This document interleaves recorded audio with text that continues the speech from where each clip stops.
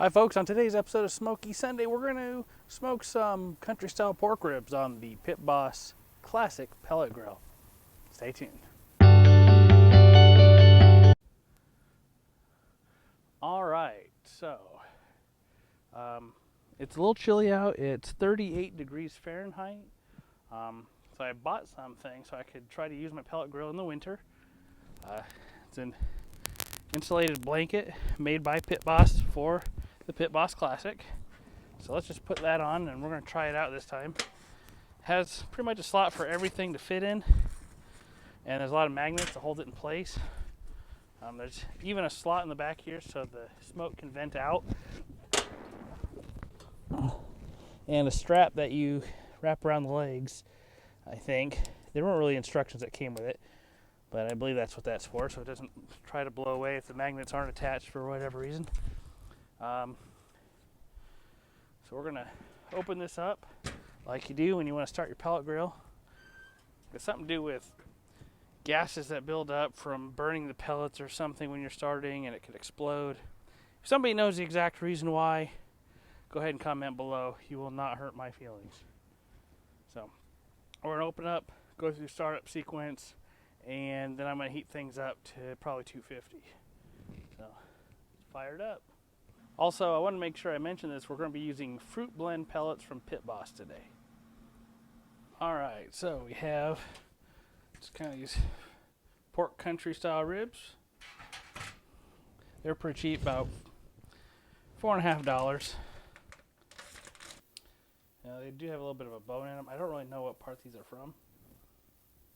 I've never cooked them before. They're about 2 days past the sell-by date. So we're going to just rub them down in some mustard. Oh, oops.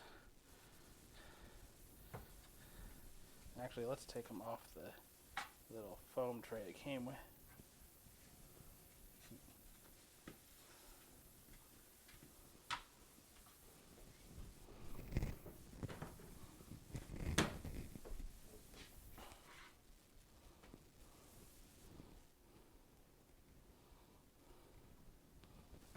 Okay. And we're going to do just some honey garlic rub from Weber. Kind of just what I had laying around, so. And none of the pork juices got on the spoon, so don't worry about that.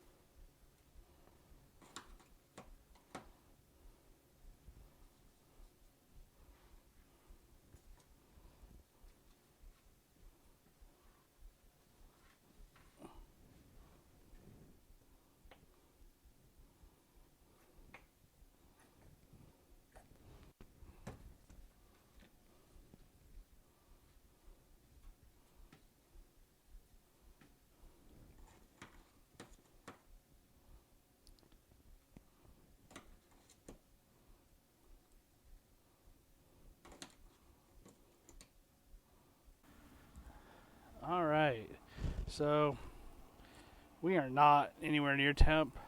It's at 160 right now. I don't know if it's struggling or if I just haven't waited long enough. It's quite possible I just haven't waited long enough, which is fine. But let me make sure things are on fire in here, I suppose. Oh, there's definitely flame, so that's okay. We're going to take our temperature probe here first and route it through the hole. Unfortunately, my aftermarket temp probe here can only get one through the little hole, so that's okay. I only need one. Just give me an idea what's going on, because we'll use the instant read for checking everything later. So I'm just gonna, I guess, stick it in here Put it in the middle, I suppose. On this pellet grill, well, I guess we'll do that over here too. The burn pot is in the middle. I mean, I could put them all. I'm sure I could rearrange it, but I also have this grate in the way. So we'll just do that. Call it good.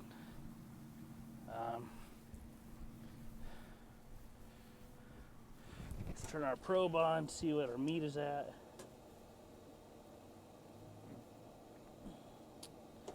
First of all, that's wrong. Should be on this side. All right, this says, oh crap.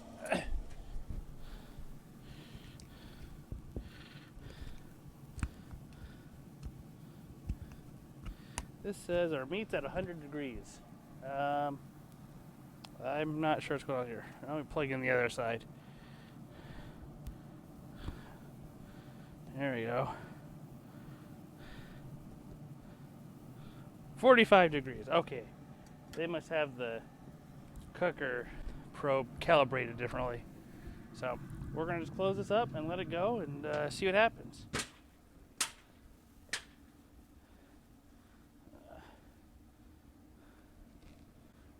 This should be under here. There we go. So, see how this guy works. We'll be back. I'm probably going to try to spritz this with apple juice every hour or so. I'm expecting this to take about 4 hours. We're going to try to go to an internal temp of 185. It may take longer. If it does, it does. We just got to get this meat cooked because I don't want to get ruined. So, we'll check in later. Alright, we're about an hour in. Let's see, 250 is what we're still at. I'm probably cooking this fast. If, I had more time, I'd probably do this at 225. Meat's already at 154 supposedly. That's actually a lot faster than I expected, so we'll do some instant reads. I may have just gotten the thermometer in the wrong spot. Let's see, not a lot of light, so sorry.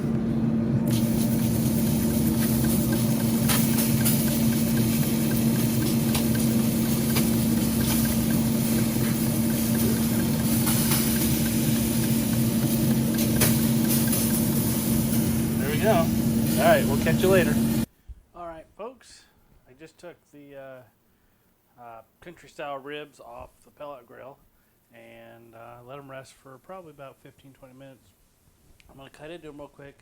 Sorry, I'm not going to actually show you the cut, but I'll show you, do a tasting for you. How about that? So, let's see here.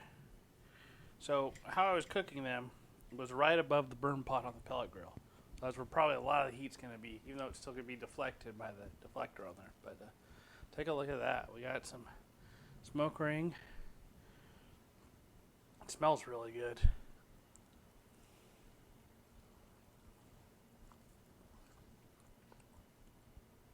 There's a tough bark on the outside. Man. If I didn't know better, I'd almost think there was barbecue sauce on these, and there's not any, but it's so sweet.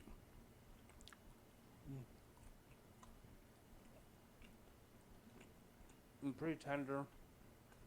Not as tender as, say, my pulled pork, but this went to an internal temperature of 185.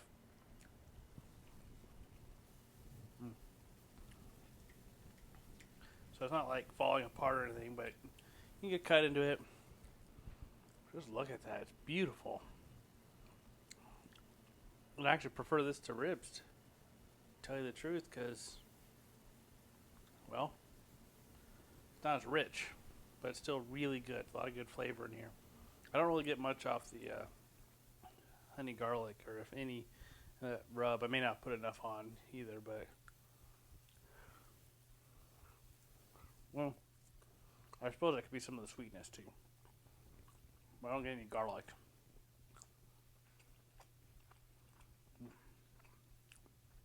I really like that fruit blend pellets too for pork. It's just really good. I recommend getting that. It's probably my favorite. I used competition before. I don't know.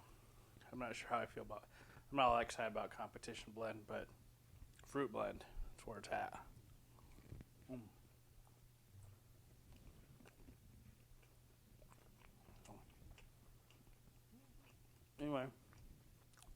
That's all I got for this week, folks.